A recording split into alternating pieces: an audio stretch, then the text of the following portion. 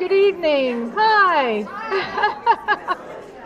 What a good-looking bunch of people. Thank you for coming. My name is Holli Rainwater, and I'm proud to be a museum lady. I was a library lady for a long time, and I always sort of dreamed about someday being a museum lady, so here I am. I made it. Thanks so much to all of you for coming out. This might be the biggest crowd I've ever seen in this room, but I haven't been in here for all the programs. But and tonight we will be celebrating Juneteenth and Coshocton's Black History. Juneteenth happened almost a week ago, but it's okay to keep celebrating. We have some catching up to do. I would like to give a special shout out to Keith Bradner, the guy on the chair back there.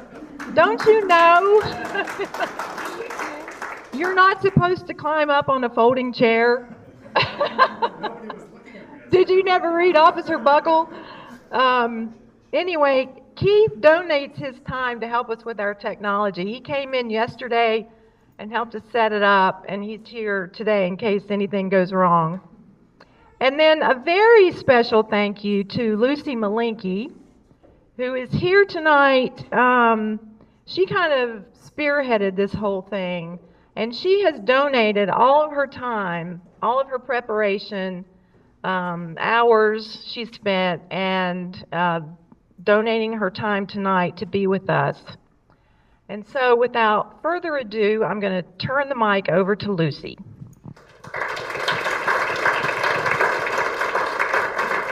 Thanks, Holly, and thank you all for being here. I'm excited and a little bit nervous to see this room so full of people. As Holly mentioned, my name is Lucy Bryan Malenke. I'm a writer. I'm a visiting faculty member at Denison University. I'm a Coshocton County resident, and I am one of the co-founders of Coshochtonians for Peace and Equality, which is a local nonpartisan grassroots racial justice organization. I'm here today to talk to you about Coshocton's Black history. And I have with me Holli Rainwater, who is the program coordinator here at the museum, and I also have Abigail Callis, who is the archivist here at the museum, contributing to this program today. So recently I told a friend that I was going to be giving a presentation on Black history at the museum, and she sort of cocked her head and gave me this quizzical look, like, what does Coshocton's Black history have to do with you, a white lady? And I think that was a very telling reaction, because it says something about the way that some, probably most, white folks think about history. We tend to erase whiteness from the equation when we think about history involving white people. So Susan B. Anthony, Abraham Lincoln, Thomas Edison, Elvis Presley. They're just part of American history, everybody's history. But when we talk about Frederick Douglass, Harriet Tubman, Martin Luther King Jr., Billie Holiday, Muhammad Ali, suddenly we're talking about Black history. Now, I'm not saying that we should scrub any mention of race from our discussions of history. George Washington's whiteness and Rosa Parks' blackness are both essential aspects of who they were and how their lives shaped our collective history.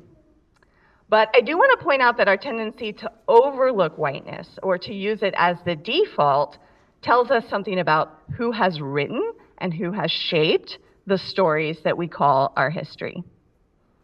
In the introduction to his book, An African American and Latinx History of the United States, historian Paul Ortiz describes an interaction that he had with one of his students at UC Santa Cruz. And that student explained, as a student of African heritage growing up in Santa Cruz, a predominantly Caucasian town, the role my ancestors played in the development of the country was never revealed. Slavery was always downplayed in favor of glorifying Abraham Lincoln and the Emancipation Proclamation. How was I to regard my heritage with confidence while the environment I was raised in depicted Africans as nothing but slaves saved by a white man? Believe me, no teacher ever let me forget that. The stories we choose to preserve and those that we let vanish into the recesses of history can tell us a lot about ourselves.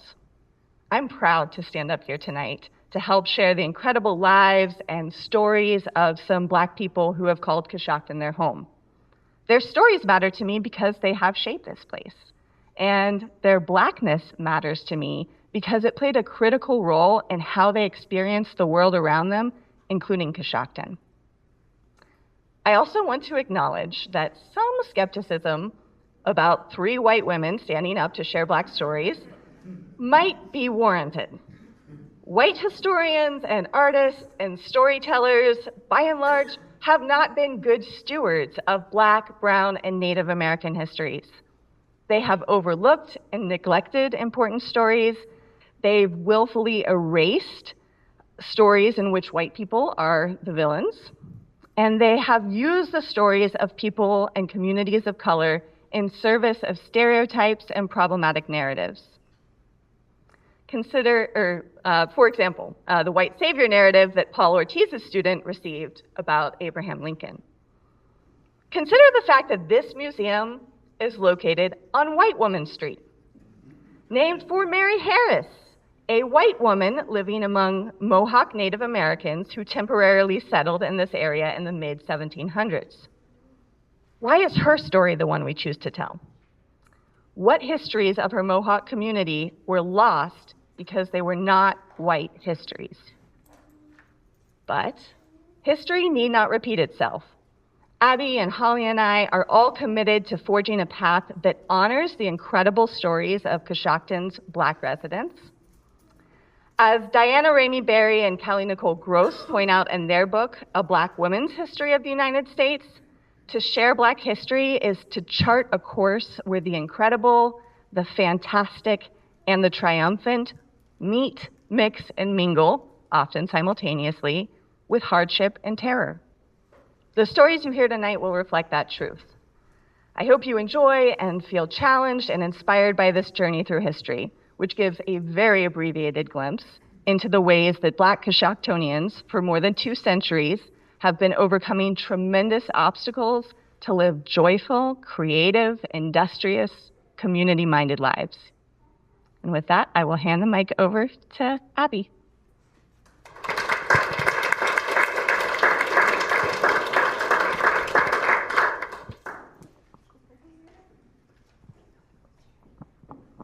Is this a good volume, everybody?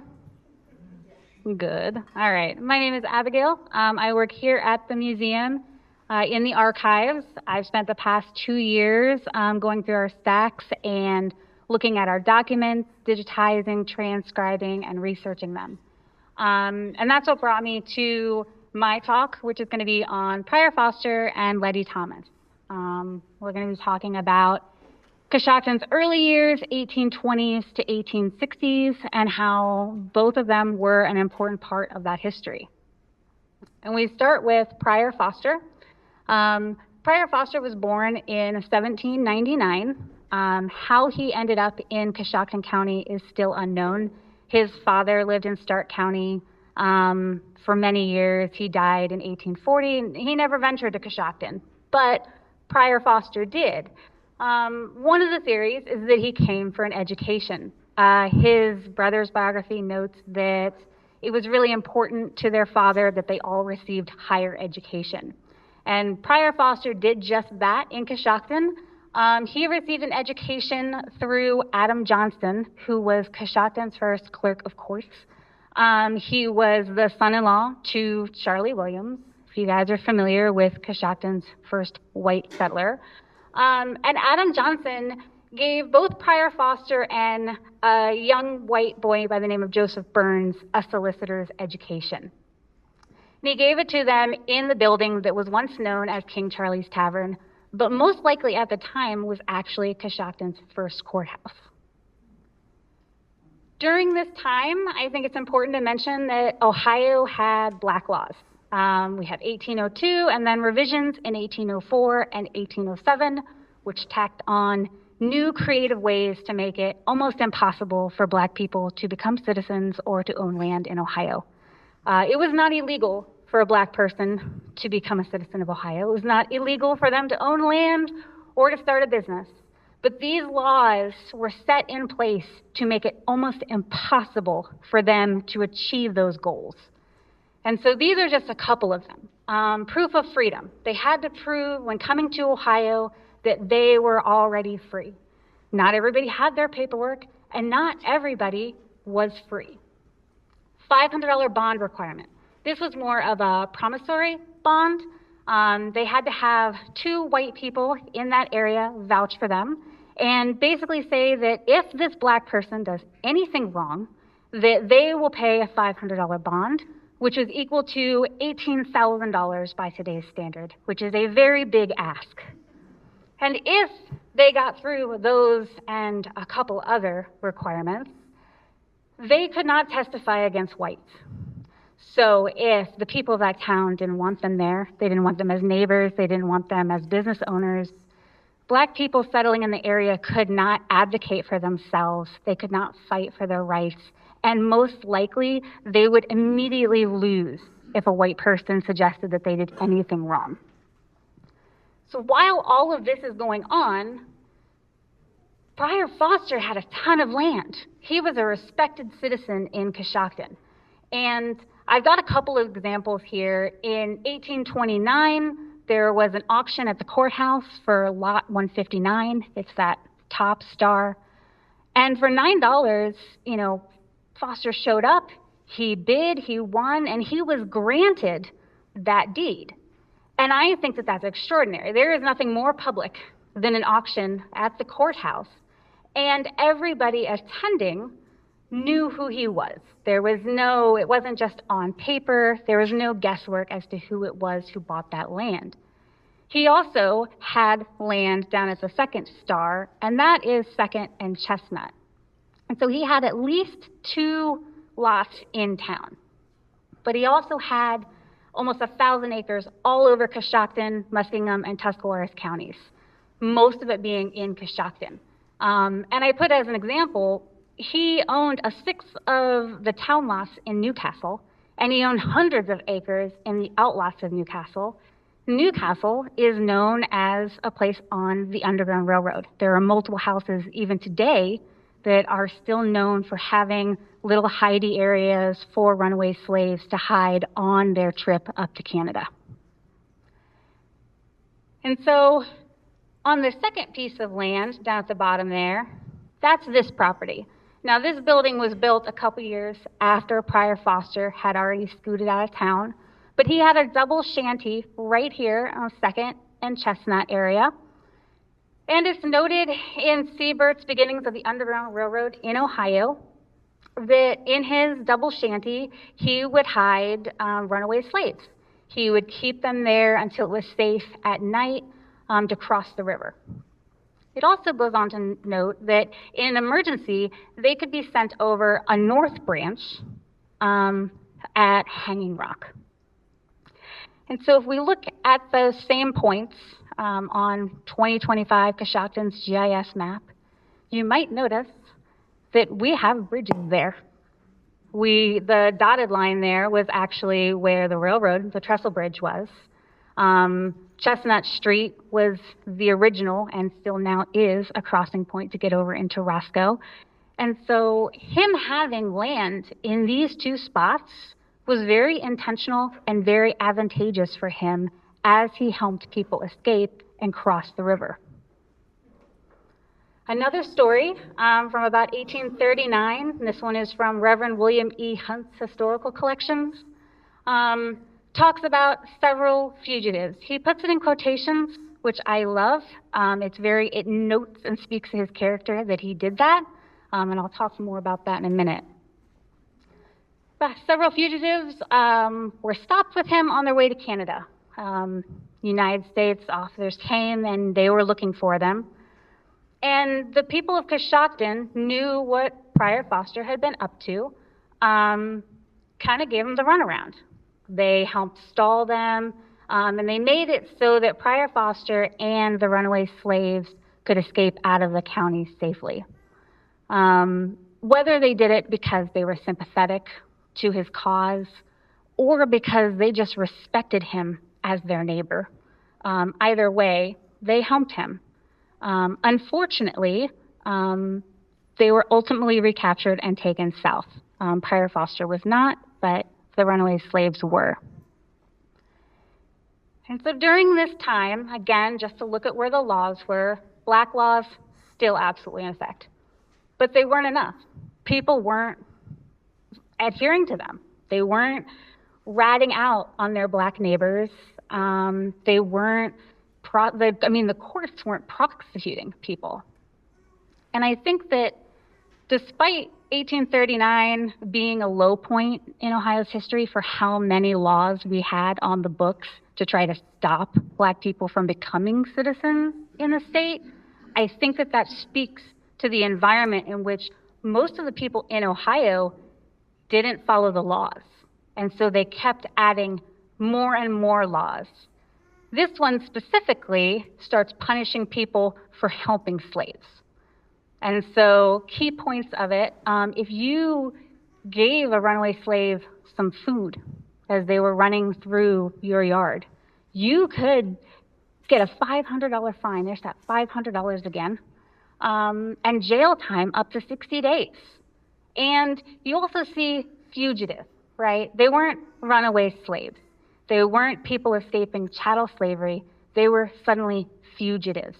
And that kind of rewording set a precedence that people then, since they were scared, they didn't want to have this fine. They didn't want to go to jail. They started backing off on helping. Another thing is, if you were found transporting, like physically transporting slaves to the state of Ohio, you could receive 3 to 7 years of imprisonment for hard labor. So you yourself would turn into an indentured servant to the United States. So at this point, Prior Foster scooted out of Ohio, presumably because these laws started getting more and more strict. He moved up to Michigan. Michigan's laws were much more lax, much to the horror of most of the people of Michigan. And Prior Foster, receiving his education, knew about these laws and how to use them to his advantage. And what he did is he opened up the Woodstock Manual Labor Institute. And this was a school for black children and then later on women and immigrants to come and have an education. And they could either pay with money or they could pay through manual labor. Prior Foster is quoted in his circular of Woodstock Manual Labor Institute as saying, African Americans in Michigan enjoy all the rights of the whites except that of suffrage, and I hope this will not be long denied. And so for him, I will go more into his life outside of Coshocton and Woodstock and Michigan and his children and his brothers in another talk that I'm going to be doing in the fall. And I'll move on to Letty Thomas. And Letitia Letty Thomas, just to give kind of a rundown for her, she was not born in Coshocton or in Ohio. She was born in Maryland in 1812, and she was a slave to Colonel William Simmons. He was the accountant for the War Department. Simmons kind of got pushed out of his job and decided that it was a good time to retire on the military land that he had acquired in service. And so he moved to Coshocton. In 1819, he brought Letty from Washington. She was 7 years old. In 1821, he was granted an indenture agreement for Letty. For those not familiar with indenture servitude agreements, it meant that you were legally a slave. The language behind these agreements still used slave and master in them. And so this was a loophole in Ohio and in many places where you could still have somebody as a slave for you for X amount of time, because instead of slavery, it was an indenture agreement. She was required to serve the Simmons household until she was 18. And so then we skip forward almost 30 years. And her and her two sons are working in a tavern. The tavern was owned by Mary Hay. She was a widow. And I think it's important to mention, I put as a little point there, that Mary would go on to marry Joseph Burns. And he was that little boy who got an education with Prior Foster.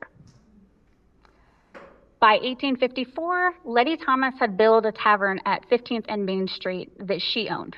Like, it started out small, and then 2 years later, she upgraded. Another addition was built on, and here's a photo of it. You can see it in its glory. They put the top floor on, and they popped out the addition there. This one's a little bit after she owned it, but it still would have looked exactly like that.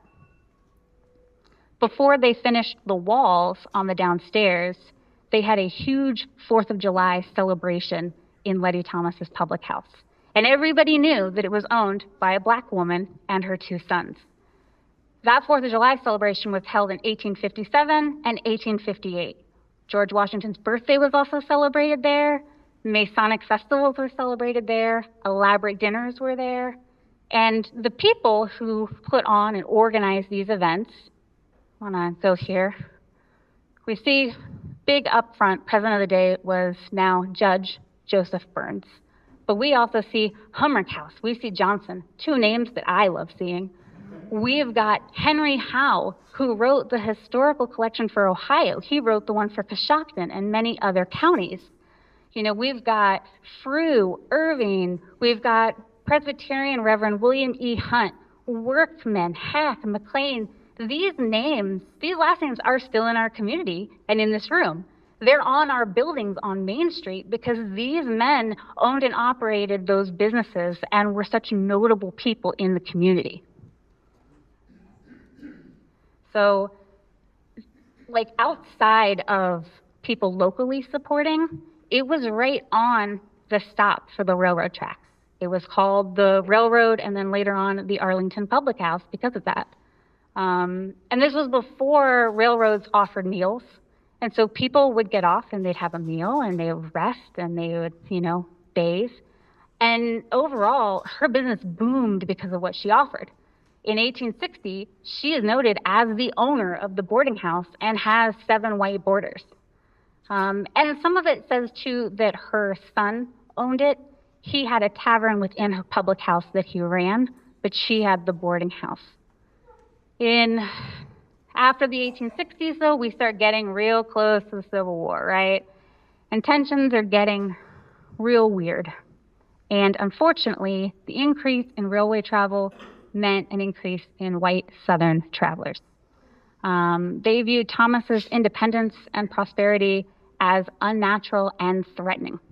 And ultimately, Letty Thomas and her family were forced out of their own business by the patrons and the railroad company. Now, there is no documented examples of what Letty Thomas and her family went through that forced them out of their business. But I think we can all take a second and think of some things that probably happened to them. She had this huge building that was thriving, and she had to walk away from it because people didn't like a Black woman owning and operating a business. She tried to open another public house further on East 5th, but the damage was done, and again, Civil War tension, it just didn't work out. And by 1869, the Thomas family had moved to Washington, D.C. Now, the good thing about this story is we know that they moved on because somebody wrote about it in the Coshocton Tribune. And they said that Letty Thomas was living her best life. She had moved to Washington, D.C., she was looking better and younger than ever. And not only that, but she was the matron of this new college known as Howard University. Her son went on to get a law degree from there, and Letty Thomas died. She lived there for the rest of her life, and she died in the company of her children and her grandchildren. So both of these stories are people that at different points in Coshocton thrived, but then as the tensions grew, they had to move out in order to survive. And I think that that's a really interesting tell of just how we have continued to just go up and down in Coshocton's history. Yeah.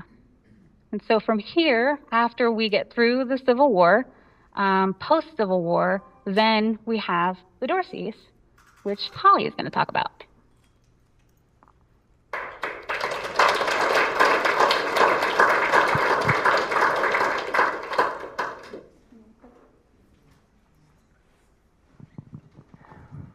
All this stuff to manage. So, the Dorsey family of Coshocton County. The story of the Dorsey family begins the way a lot of good stories begin. It was a dark and stormy night. On February 24th, 1866, two steamboats, the C.E. Hillman and the Nanny Byers, collided on the Ohio River near Madison, Indiana, at about 2 o'clock in the morning. The Nanny Byers was cut down and sank within about 4 minutes of the contact. She turned over. Her passengers were thrown into the water, the churning waters, and they were disoriented. They didn't know which way the shore was. Some were able to float on debris to safety, but a lot of people died that night. For days, the bodies washed up onto the shore, passengers and crew alike, and they were all solemnly attended to by the citizens in Madison. The Hillman, the one boat called the Hillman, was barely damaged, but at least 15 bodies attested to the horrible damage sustained by the Nanny Byers. On board the Hillman that night was crew member Clement Dorsey, age 26. Not long after this tragic accident, he left the steamboating profession. In September 1867, he went to Newark and worked at a barber shop and trained as a barber until December 1st, 1868, when he arrived in Coshocton. Whoops, I forgot to show you the picture of the Nanny Byers. Sorry, that's not actually our ship, but I couldn't find a picture of the actual ships involved, but just to capture that dark and stormy night. So Clement Dorsey moved to Coshocton in December of 1868, and he came here with about $48 to his name, and that equals about $1,086 and some change today. And he opened a barber shop on the corner of 4th and Main. And I was just realizing he arrived just before Letty left. These are some of the events that were happening in 1868. The main event was, it was just 3 years after the Civil War, so there was a lot of turmoil and upheaval still going on. On February 24th of that year, the impeachment of Andrew Johnson happened. He had been Vice President Johnson under Abraham Lincoln, and he assumed the office of president after Lincoln was assassinated. He was a Union man, but he had roots in the South. He said, "This is a country for white men, and as long as I am president, it shall be a government for white men." He believed that the Reconstruction Acts of 1867 were too harsh, and he repeatedly blocked their enforcement. When he ignored the Tenure of Office Act and dismissed his Secretary of War, Edward Stanton, without the Senate's approval, thank you for that laugh, okay?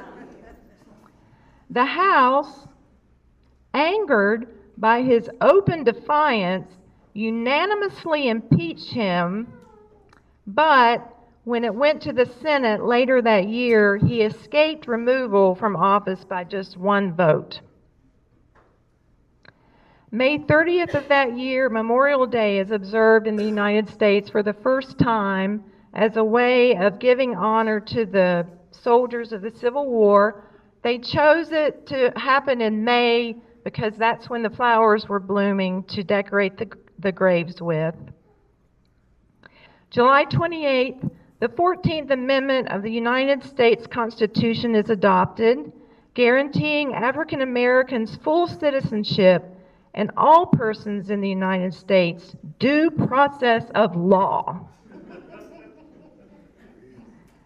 September of that year, Little Women by Louisa May Alcott is published. I just wanted to throw that in. It'll be evident later. November 3rd, Ulysses S. Grant was elected president. December 1st, Clement Dorsey arrives in Coshocton, Ohio. On December 25th, Clement Dorsey celebrated his 29th birthday. And also on December 25th, President Andrew Johnson granted unconditional pardon to all Civil War rebels without requiring them to take an oath of loyalty. This was known as the Christmas Amnesty. So that's a little bit about the world at that point. Soon after moving to Coshocton, Clement married the recently widowed Martha Johnson Lucas on October 14, 1869. Martha had one daughter, Dora, from her first marriage. She and Clement had 4 children who survived to adulthood: Effie, Isaac, Jesse, and Gertrude, and they lost 2 baby boys in infancy.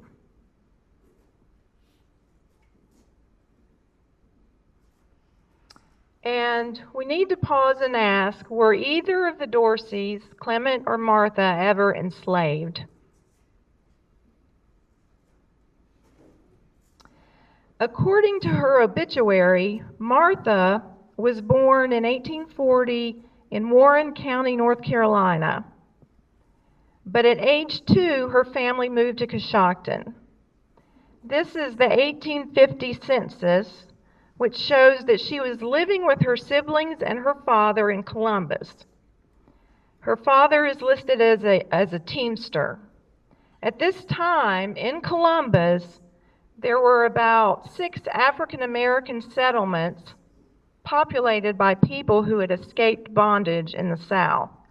Those settlements grew and multiplied over time, but at that point, there were about 6 of them. So it's likely that Martha and her family would have lived in one of these neighborhoods. But we don't know the whole story by any means. Clement's background is a little more difficult to figure out.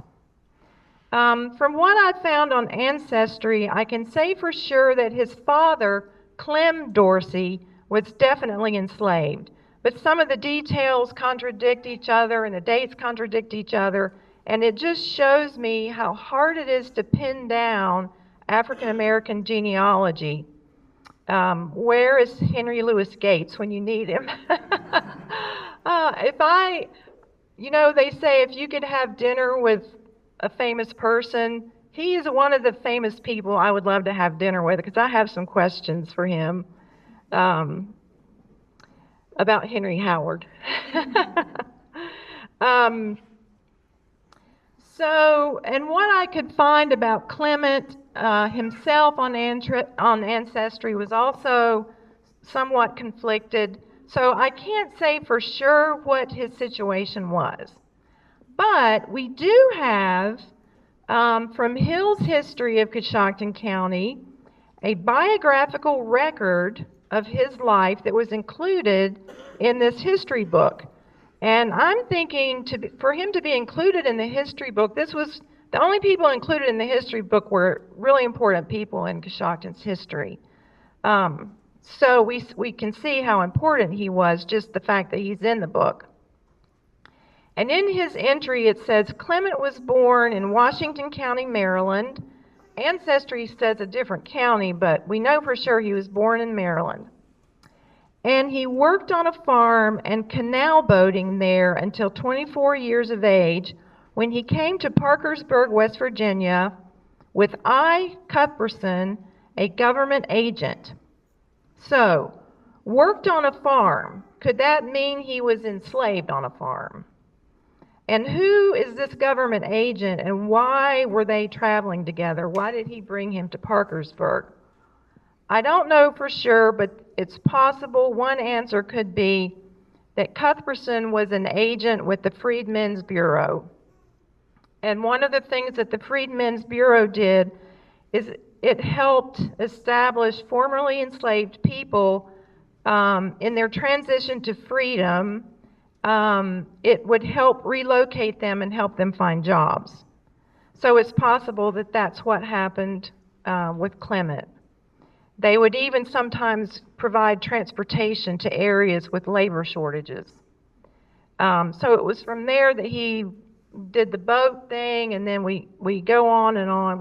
We're covering all of this this evening, and I just wanted to point out here that Mr. Dorsey was the first African American juror of this county, and he was also the first African American citizen to be nominated for a county office.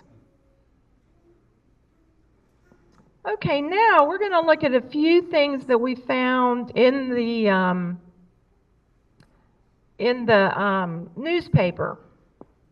And because from here we're just sort of piecing together what their life was like from what we find in the newspaper. And this was from 1875. I've got that a little bit out of order, but this is where it mentions that he was the first black juryman in the county. And just realizing 1875, is that what it says? Yes. Yeah. So he only came here, so he had been here less than 10 years. He had already established himself with a good reputation. Even though Clement was the barber in the family, Martha was also involved in the hair care business.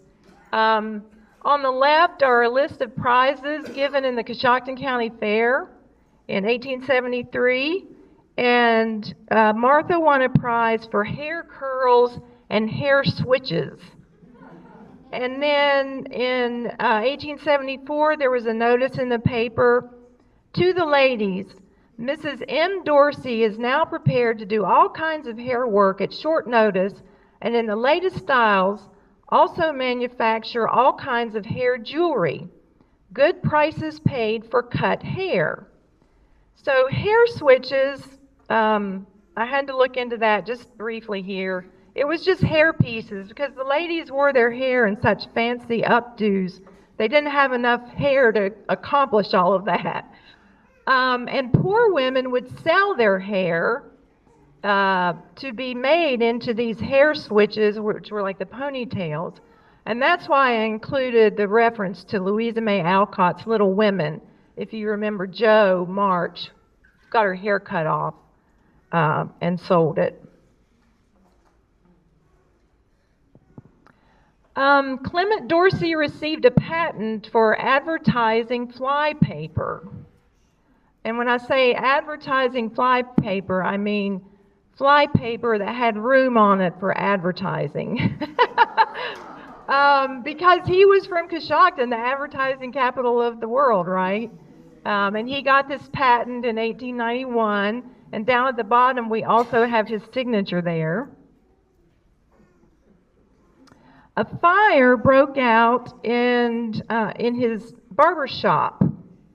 And the year on this one, who can see that? 1893. His barbershop caught fire. The interior was damaged. The outside of the building was okay, thanks to the hose companies. And then, so in 1894, he is selling Bible reference books door to door. And this is the notice that was in the paper.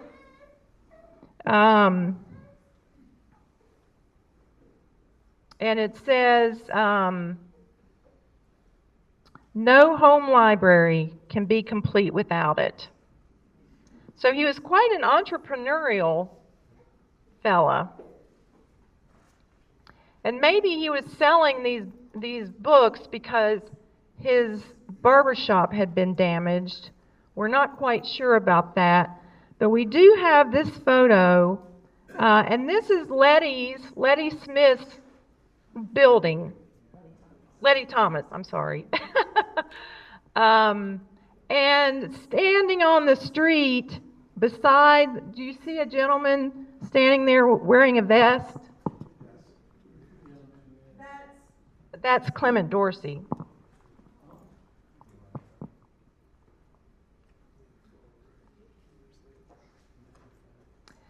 And this is in the 500 block of Main Street, rather than his first shop was in the 400 block. But this is the city directory from 1895. I got this from the library. It's the oldest city directory they have, and it lists the address of the barbershop in it's a 500 number. And it also lists a man named Robert as the barber, and I'm pretty sure that was his brother. So the barbershop was still in the family. It had moved locations, and we also have the address of their home, 538 East Locust Street, and the house was built in 1865, and the house is still there. So we're just patching together their trail here through Coshocton. Now, while Clement was involved in his entrepreneurial and community pursuits, Martha made her own mark on the religious life of Coshocton. According to the Encyclopedia of Seventh-day Adventists, Martha Dorsey united with the Adventist Church in Columbus, Ohio, and was baptized by E.H. Gates, pictured here in the, you can read the caption there, in 1886. At that time, the Adventist Church, no Adventist church existed in Coshocton. Martha Dorsey, her daughters, and one other woman were the only Seventh-day Adventists in the entire county. So that is in the online Seventh-day Adventist Encyclopedia. Martha Dorsey is talked about. And then in 1889, daughter Jessie wrote a letter to the youth instructor, which was an Adventist publication for young people. 15-year-old Jessie wrote, "We have a Sabbath school of 4 members. Mama is superintendent, I am secretary, Gertie is treasurer, and Effie pianist, as we have no organ. We are the only Adventists in the county." So it was Martha and her girls. And just as a historical note, in 1890, the Seventh-day Adventist Church voted for a policy of racial segregation that lasted for the next 75 years. And I'm still looking into this, and I'll be talking about it more in a future program. But for the time being, we have this from the Adventist Encyclopedia. After many appeals from Martha Dorsey, 2 ministers held a tent effort in Coshocton, arousing an interest there around 1893. So this is after they voted on the segregation. The interest in 1893, after similar efforts by others and a camp meeting held there strengthened the interest, a church was organized in Coshocton. So yay for Martha for being persistent. By the time of the 1900 census, Clement and Martha were living in Newark. And they had children, they had grown children living in Newark, so they probably moved there to be with their children. And they both died in Newark. We've got, this was on the front page of the Coshocton Morning Tribune, April 12, 1917. Clement Dorsey, age 77, colored, died at the home of his daughter at Newark, Tuesday evening. Dorsey formerly resided in the city. He leaves a widow and 3 children. And then Martha passed away June 29th, 1926. I really enjoyed following the breadcrumbs left by Clement and Martha Dorsey and discovering the life they led and the life they contributed to this community. Their legacy reaches even further, however, and on August 7th, we're going to do another program focusing on 2 of their daughters, the Dorsey sisters of Coshocton, Ohio. Jessie, on the left, I'm just going to give you a little teaser here. Jessie was a nurse and an educator and went to South Carolina and helped found a school that later became Voorhees University. And Gertrude was a gifted writer whose short stories have been included in some pretty prestigious anthologies. They have a ton to teach us, and I'm so excited about this program, and I hope you will join us.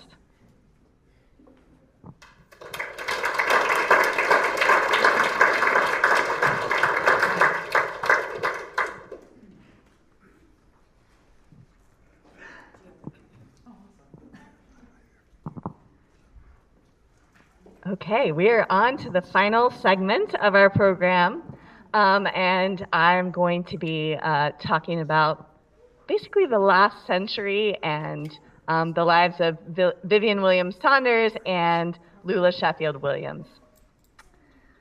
So I'm going to ask you to come with me to the year 1924. It's the roaring 20s. The American economy is booming. More and more Americans have this newfangled gadget called a radio in their homes, their own personal sources of entertainment and news. And maybe on a Friday night you go out, you see a silent film, they're all the rage.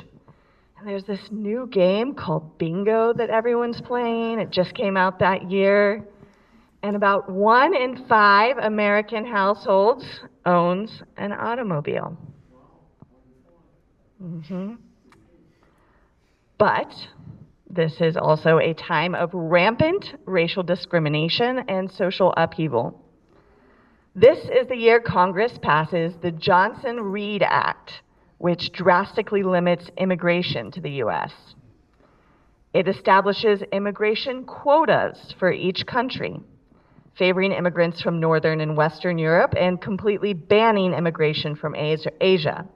And I just want to point out these 2 examples. The example on the left is a photograph of Irish immigrants, and the caption says, "At our gates, this attractive group consists of Irish immigrants who arrived yesterday on the SS Republic.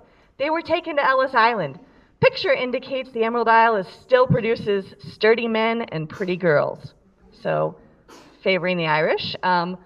Meanwhile, across the U.S., on the other side of the country, we have an immigrant named Vaishno Das Bagai. He is a Sikh immigrant from India who came to San Francisco in the early 20th century, and he became a naturalized citizen in 1923, but by court order it was revoked, and his family lost their home and business. Also, across the country, we have Jim Crow laws in the South. We have tense racial relations in the North. And in the decade leading up to 1924, 521 Black Americans are lynched. If you are Black in America in 1924, and you happen to be living in a northern city like Harlem, you might get to enjoy a boom in Black artistic expression, a time of literature and jazz and art known as the Harlem Renaissance. And you might even be part of a small but growing Black middle class. But more likely, you are one of the millions of Black Americans who are starting over after fleeing segregation and racial terror in the South. And if you've landed in the state of Ohio, unfortunately, you have found discrimination and racism alive and well. Across the United States, the Ku Klux Klan has 4 million members. 10% of them live in Ohio. Just 1 year prior, the largest Klan gathering in Ohio history, one attended by 75,000 members, happened at Buckeye Lake, one county over. Enter the Sheffield family. Several years prior, Reverend Samuel Walton Sheffield met an evangelist named Matilda Tilly Mae Smiley Graham, a widow with 5 children and a passion for music. It was love at first sight, a whirlwind romance, and they were married within 2 weeks. They tried to make a life in West Virginia, where Sam was from, but the coal dust made Tilly Mae sick. So in 1924, they moved to Coshocton, where Tilly Mae had a brother, and they began their life here. Now, it was not easy to find a job as a Black man, especially one who was new to town. But Sam Sheffield had a growing family to support, so he took the only job he could find, washing dishes in a restaurant owned by another member of Coshocton's Black community. And later, he found a job as a truck driver, and Tilly earned money cleaning houses. And this picture on the right comes from Rick Sheffield's book, and apparently they also both worked at the Coshocton Country Club, because they're in the parlor of the country club there. So today I want to give the much abridged story of 2 daughters of this family, incredible women, only 2 generations removed from slavery, who went on to impact this community in different but powerful ways. Much of what I'm going to share to you today comes from an oral history that I collected from Lula in 2022. And you're going to get to hear a couple of clips from that oral history. Now, Vivian was 11 or 12 years old when she moved to Coshocton with her mother, Tilly Mae, and her stepfather, Sam. And Lula, the first of the 6 children that Sam and Tilly Mae had together, was only 3 years old. So the family lived on North 6th Street, close enough for the kids to walk to the library, which was in the old Carnegie building.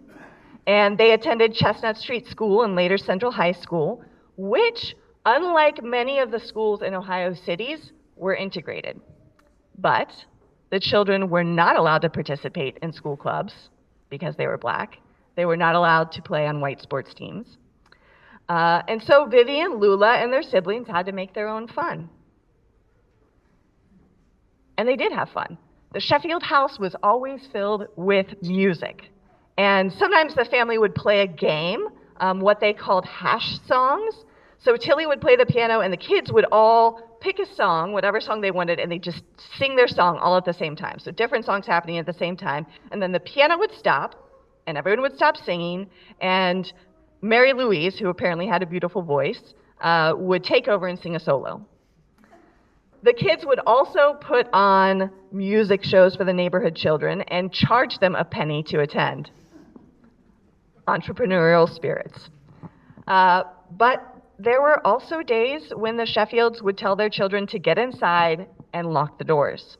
On those days, the KKK would march through Coshocton after sundown, and for Vivian and Lula and the whole Sheffield family, there was nothing to do but wait and fear for morning to come. Vivian and Lula both came of age during the Great Depression, and yet their lives were rich in love and culture. And I want to show these 2 pictures of the Phyllis Wheatley Club Now, a bit of background, Phyllis Wheatley was an enslaved and later emancipated woman who is believed to be the first African-American author to publish a book of poetry. And the Phyllis Wheatley Club was a social group for Black women arranged by the YWCA. And in the first picture, which I don't have a date, I'm guessing it's sometime in the 1940s, we see Tilly Mae, mom, in the second row. She's circled in red. And in front, Lula and her sisters, Mildred and Geneva.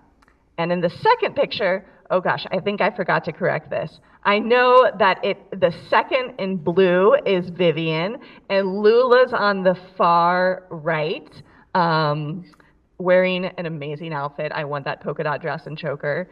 And in the middle, I have the wrong person circled. So slightly to the right, I think is the sister Mildred, and then the person I have circled, I believe, was her one of her brother's wives. So in 1941, Lula married Charles Chappie Williams, who was a professional boxer who went on to fight in the D-Day invasion of Normandy during World War II. And Vivian and Lula's brothers also fought in the war. This is a picture of Tilly Mae with her sons Maurice, William, and Sam Jr. Vivian pursued the artistic talent she'd inherited from her father and improved her craft under the instruction of local artists Laura Patterson, Stella Hall, Thomas Gartside, and Ray Eaton. And although she painted in several mediums, her favorite was watercolor. In 1950, she started spending her summers attending art classes at Ohio University. Now, the civil rights era brought changes to America and to Coshocton. And what I would like to do is to let you hear from Lula herself what that change looked like. So I'm going to play a couple of clips from the oral history that I took with her. We entertained ourselves. We didn't have to have some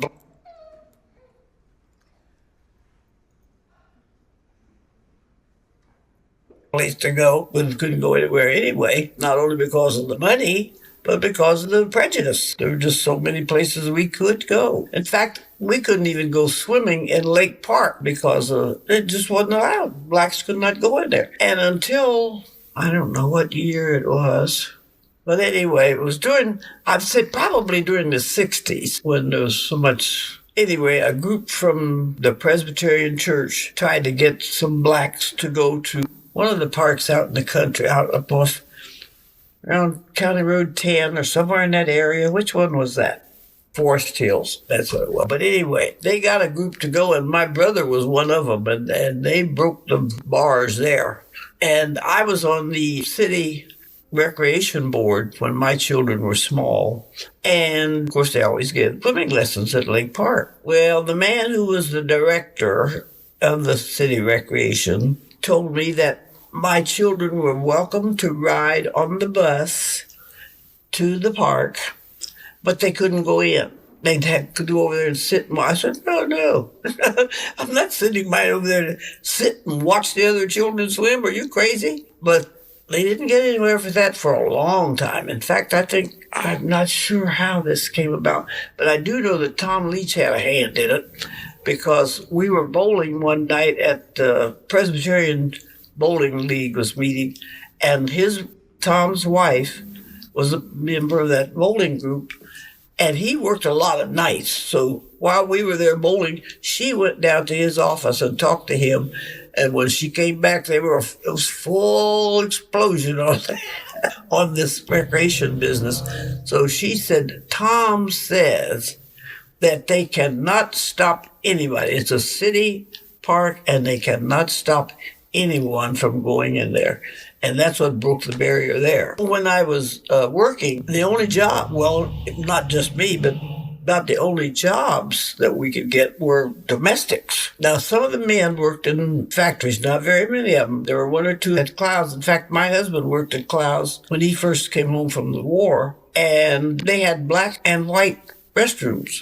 And he said the black one was just filthy. And he said, I'm not going in there to take a shower and change my clothes, that filthy place. So he started going in the white ones. And of course, that caused a big mess, but it changed. Said, no, I'm not coming here in my clean clothes and then I get dirty and have to go out in those dirty clothes. No, I'm not doing it. Well, the General Electric plant made a big difference in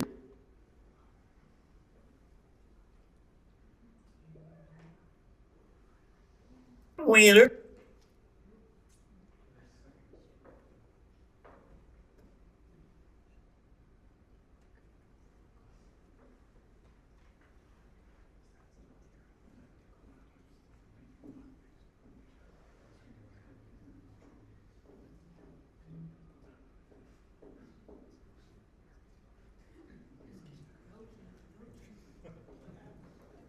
Well, the General Electric plant made a big difference in racial relations here in Coshocton because they're the ones who opened up most of the jobs. Because their personnel man was the black man when they came here. The people who came here with GE, they belonged to all different churches, Presbyterian, Grace Methodist, Baptist. Anyway, they all got together and decided they were going to make some changes. And we had groups who met in different homes once or twice a month to discuss all these problems, why we had these problems, and what can we do about it. That's what we talked. It was rough sometimes, but it was things that need to be said. Because one thing is, well, what do you people want? What do you mean, you people? We want to have a decent life just like you do. Because before that, we hadn't had anything like that. They weren't all GE, but people from the churches where they belonged joined in. We had several groups. You could get in any group you wanted to. Mostly not more than 10, 12 people would meet in someone's home, and you could jump around. I mean, you didn't have to stay with that particular group if you thought you were missing something, because everybody wanted to be in our group. My husband was very outspoken, and everybody wanted to be in Chappie's group. But they did a lot of good here in Coshocton. I went to the Edmont one time to talk to, I forget the man's name who was a HR at the time. Anyway, he said, well, it would be hard for us to hire a black person. No, he didn't say black. I think he said colored. Anyway, it would be hard because the other men would quit. So now you're going to sit there and tell me that a man's got a family to take care of and he's going to quit his job just because there's a black man beside him? Well, and he didn't do anything. He didn't make any moves at all. But shortly after that, I don't know if he retired. He might have died. I don't know. But Bob Hopkins, whose father was a doctor here, he became the personnel man at Edmonds, and he started hiring. But then I still think it's that GE influence.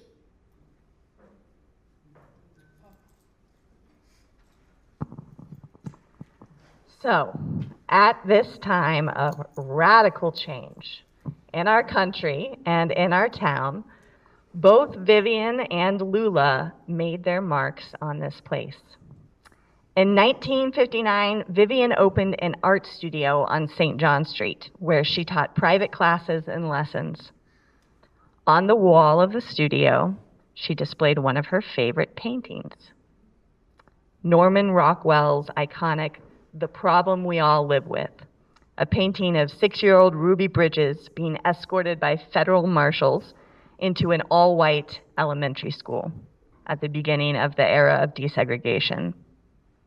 One local resident, Nancy Mahon, I don't know if I'm saying that right. What is it? Mahan, thank you.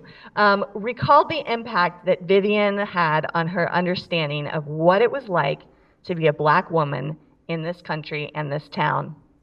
Nancy wrote to me, Vivian opened my eyes to the fact that discrimination and related painful memories existed, something I had never thought about before. She did not openly talk about it unless an appropriate opportunity came up. If someone asked, she told them the honest truth she had lived. When I was older, she asked me to think about things I had never considered before. I learned so much more from her than just how to paint a watercolor. When the weather was nice, Vivian would sometimes take her students to the court square to sketch. She also worked for decades as an art teacher in the public schools, I think maybe also at Sacred Heart, someone mentioned that. By 1970, she had trained more than 2,000 students. Some of those students won college scholarships for their art. Some became art teachers themselves. And she was also a co-founder of the Roscoe Art Guild. And in 1973, the Coshocton Business and Professional Women's Club named her Woman of the Year. That same year, 1973, the Coshocton County Commissioners selected Williams to restore the Arthur William Woofle mural in the county courthouse. And that mural had originally been painted in 1908, but had been damaged by a leak in the clock tower. Over the course of her storied career as an artist, her landscapes and still life paintings won numerous awards, were displayed in galleries from New York to Los Angeles, and became part of Clark Atlanta University's permanent collection. Vivian took pride in showing the world that women could paint and believed that being an artist required her to feel God in all things. Meanwhile, Lula immersed herself in and made many contributions to Coshocton's civic life. She was the president of the parent-teacher organization when her children were in school. She joined the city recreation board. She served as president of the YWCA board and the Coshocton chapter of the NAACP. She was on the Red Cross board, and she'd drive people who needed cancer treatments in other cities to their appointments.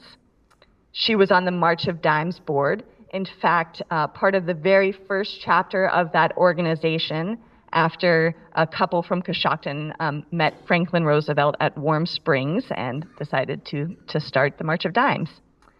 She volunteered at Roscoe Village and the Senior Center and was an active member of the Presbyterian Church. Everyone knew Lula because Lula was everywhere. When Vivian died in 1998 and when Lula died last year, they both left holes in the fabric of our community. But they aren't gone because they left behind lots of beautiful art and children and their legacies and their stories. So if you live here in Coshocton County, I encourage you to hang on to their stories and the other stories that you heard tonight. Tell them to your friends and your family, to your kids and your grandkids. Preserve them, cherish them, and be inspired by them to leave this place better than you found it. The same way that Prior Foster, Letty Thomas, the Dorsey family, Vivian Williams Saunders, and Lula Sheffield Williams did. So in just a second, we're going to have a Q&A, and we'll do our best to answer questions you have, though I suspect maybe some of you in the audience might be better able to answer some of them. But I want to thank a few people before we do that. One, I want to recognize that 2 of Lula's children made the journey from Columbus area to be here. So Mike and Linda, thank you so much.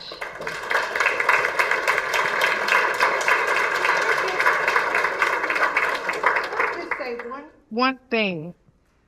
First of all, of course, I'm thankful that you all are here. Can you speak into the mic so you get it recorded? I was a cheerleader. I thought I was loud enough. What to do? Okay. I'm sorry to interrupt the program, but I'm Lula's youngest, and my brother is here with me as well. What struck me, I enjoyed the whole program. Some of the earlier stories I knew nothing about, not about my mother or my aunt. I knew everything about them. But what affected me the most in a positive way is that my mother died on October 10th of last year. I had not heard her voice since before October the 10th of last year. And it was so refreshing and wonderful to hear my mother speak, because it just reminded me of all the wonderful times that we shared as a family. So thank you I enjoyed hearing her voice. Her birthday, by the way, is Friday.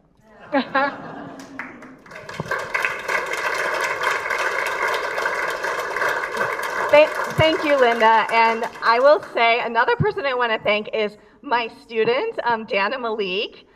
We would not have that recording available if it weren't for Dana. I recorded it, but it needed some help. It needed some editing. And so Dana transcribed that whole interview, and she did sound editing, and she took out these thematic clips. And all of those things are now available to you. We worked with the library and the state library and the Ohio Memory. They're all available online, and these were on the chairs, but I've got a few extra. I've got a QR code you can scan to access the full oral history and some of those thematic clips and the transcript, which I hope you will do and hear more of Lula's wonderful voice and incredible stories, which that was just a small teaser for what's available.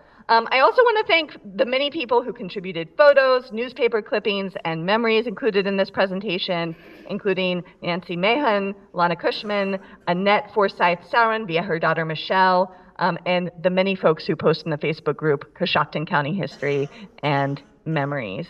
There's another handout on your chair that talks about some upcoming events that are sort of part of this series the museum is doing. I feel very privileged to be part of, I guess, this is kicking it off. But Holli will be speaking again in August 7th about the Dorsey sisters. Rick Sheffield, nephew of Lula and Vivian, is going to be coming in September, and it sounds like Abby's also going to be talking more about Prior Foster in a future date. So please, we hope to see you there. I'll now open it up for questions. Yes. I talked to Lulu a long time ago. I think she was awarded the Coshocton Award.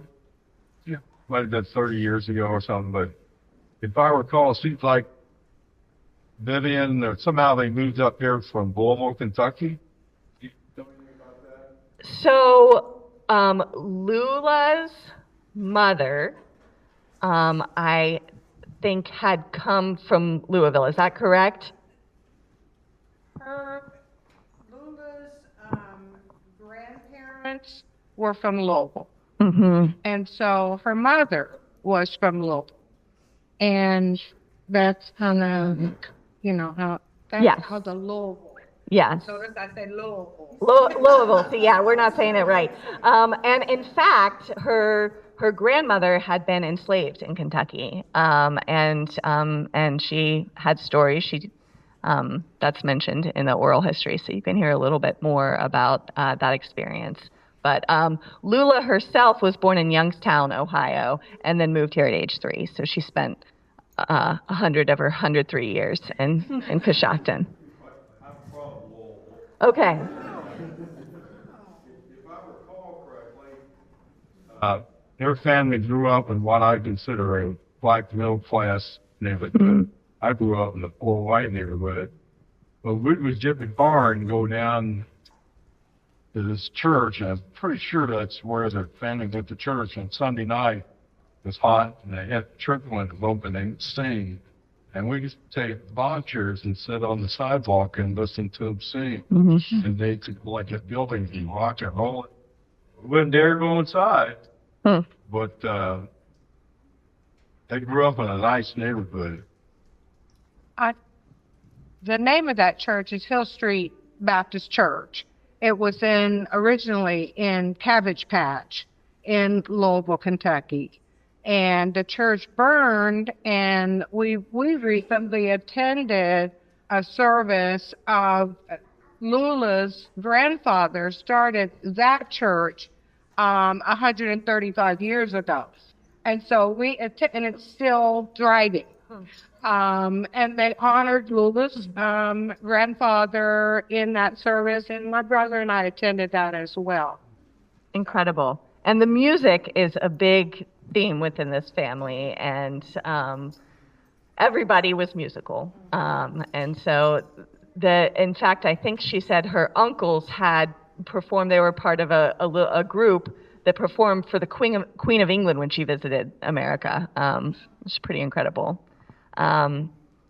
Other questions? Yes. I was under the impression that they were sister-in-laws. Were they sister-in-laws or sisters? They're half sisters. Well, okay, they Okay. use that term. Half sisters, they have the same mother but different fathers. Tilly, who was known as Tilly, not many people called her Tilly Mae, but Tilly was married to Mr. Graham, and she and Mr. Graham had 5 children. Vivian was one of those 5.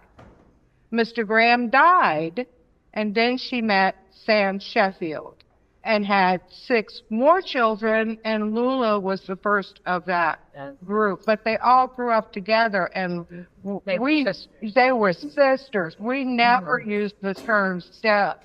Yeah, they were sisters.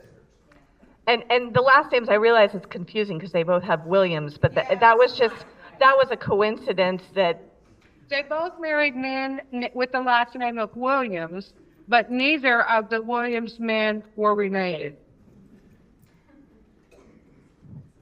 Other questions? Yes. This is just a question more for the Vulture story.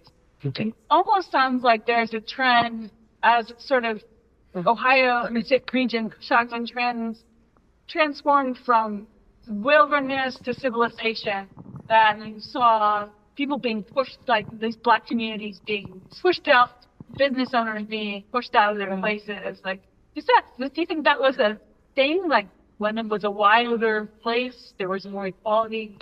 I think that among local citizens, there was much more equality. I think that politicians are going to do what politicians do. A lot of the politicians in Ohio at that time didn't have slaves in Ohio, but they had them on a plantation somewhere that they benefited from. But local organization or local community, so long as there was an abundance of resources, they were shared freely. I think as we started running out of those resources, people tend to find a reason to take it from other people. And, the discussion around slavery, I mean, it caused the Civil War. And so we see that discussion being used politically to favor, politicians or to favor taking resources away. But those laws were put in place because people weren't following them. So, you see a little bit of both happening. And that's not to say that everybody in the state of Ohio was a saint who believed that slavery was wrong. It's not the case at all. But what we can tell from Coshocton in the early days is there was more respect that was given based off of how people work together. I'll add a little to that, and then I'll hand to you, Holly. I think it's also worth noting that many of the first white settlers in this region, they came on land grants for their service in the Revolutionary War, and many came from Virginia and Maryland. So they had people there, and as the tensions ramped up for the Civil War, I wonder how that contributed. I mean, I can't know for sure, but I think it surely had something to do with it. I also think it's worth noting that, this was not an empty wilderness before they came here. There were Native American inhabitants who had lived in this area for thousands of years and were forced out prior to those land grants being given. And so, yeah. Get ready talking to my phone instead of this. I can recommend a good book. The Bone and the Sinew of the Land, America's Forgotten Black Pioneers in the Struggle for Equality. It's written by Anna Lisa Cox. I heard her do a talk. When I first started working here, Jen and I listened to her do a talk, and it was so interesting. It was about the Northwest Territory and the forming of that and how good it was. It was a really good situation for black people in this area. And then, like you were saying, it's like the more white people who came, the more those folks got pushed out. But The author follows a particular family. I think they were more in the Indiana area, but it's a really good book. In fact, I just put it on hold the other day to reread it. So, Other questions? Yeah, Mike. Question, well, actually, a comment. But, there's a man, I think a lot about work history and who was able to do what and that sort of thing as a Coshoctonian. There was a man who worked in advertising in Coshocton, being this advertising mecca, named George Watkins, whose wife, I'm not sure which, I think she may have been a hairdresser, I'm not sure. But very prominent role. He was a professional in the advertising world as an illustrator, something like that. And we only knew him from a distance, but these stories, these people like that just kind of pop up out of nowhere. And it's kind of evidence of the strange kind of Jim Crow thing. You never can quite make sense of it, what you think you're seeing. And then these other things right beside it that exist. They coexist in this strange style of irony. Yeah. And there was a veterinarian when we grew up who was associated with the OSU Extension Center. But I have somebody like that, these people interfacing with us, they were close to our parents, that kind of thing. And it's just a strange kind of Right, and was George Watkins, he was black? Yeah. Illustrator, okay, yeah, I think, yeah, we'll have to add that to our research, because we'll look him up, yeah, I mean, American artworks? Okay, yeah, that's excellent. I mean, I think you're making also an important point, which is that, you know, as we saw people like Letty Thomas and Pryor Foster and others, you know, pushed out of this area as it became untenable to live here, we lose their knowledge and their, you know, and so we have these gaps in history, and we have to piece it together from the little fragments that we can still find. But I think this is one of the consequences of, you know, forced migration, racism, segregation policies, and whatnot, is that these histories are much harder to access than, say, if your family had been living here since the early 1800s and those stories had been, and archives had been preserved within your family for all that time. Yes? Years ago, I always thought it was great as a kid because my dad worked at Half Hour, and Lula was one of the secretaries there, a receptionist. And she always stood out, not because of color necessarily, because she was always so well dressed and well spoken. And I loved going, even after my father was deceased, my mother and I would go to the retirees reunion. And I always wanted to sit by her because she was more interesting to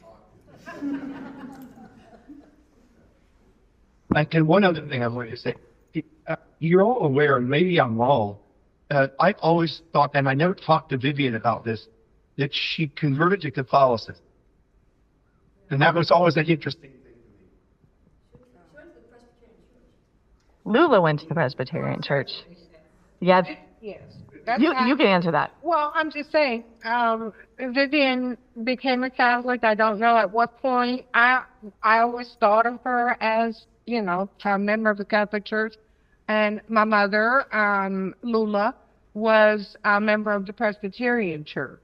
So when I was younger, we were Baptists because Lula's father was a Baptist preacher. And so we grew up as Baptists. But then as they went on with their adult lives, then they made other choices. And you had an interesting fact about the Presbyterian Church. I don't know if you want to share that. Yeah, I didn't put it in my slides, but as I was researching Letty and Pryor Foster, I found that the Presbyterian Church in Coshocton was extremely accepting of Black people very early on. There is from the early 1820s, it might be 1830s, but There's a receipt for people donating money for lamps and lamp oil for the First Presbyterian Church, and both Letty Thomas and Prior Foster are noted as donating money for that. The early days Presbyterian records, you can find it online and probably at our Presbyterian Church, specific to Coshocton, note that the Sunday school in Coshocton's Presbyterian Church's early days, they taught Black children. They had them separate. They were segregated, but they were still taught and went to the Presbyterian Church on Sunday. And then you see Reverend William Hunt, speaking favorably. His recollections speak favorably of the Black people in the community. He also wrote an extensive newspaper article about Letty Thomas and her contributions that, really highlight her time in Coshocton in a way that other things do not. And so I think that really speaks. I can't speak to the other churches. I don't know much about them, but I think that that's noteworthy that they continued to progress with history. Yes, one more question and then we'll, okay. I grew up in a Presbyterian church, still a member there. Miss Luna was always one of my favorite people. It's like she never aged. When I was growing up, she was all the time. News hat and new stuff. But to attest to what you were saying, growing up, the church always accepted anyone who stepped foot in the door, and nobody thought twice, and it was still that way. It's a lovely note to end on and something for us to all aspire to, I think. So thank you all for coming tonight. We're happy to stick around if you have other questions. We're going to turn up the lights. Feel free to look at the beautiful quilts, and we hope to see you again in August for Holli's talk on the Dorseys. Free audio post-production by alphonic.com.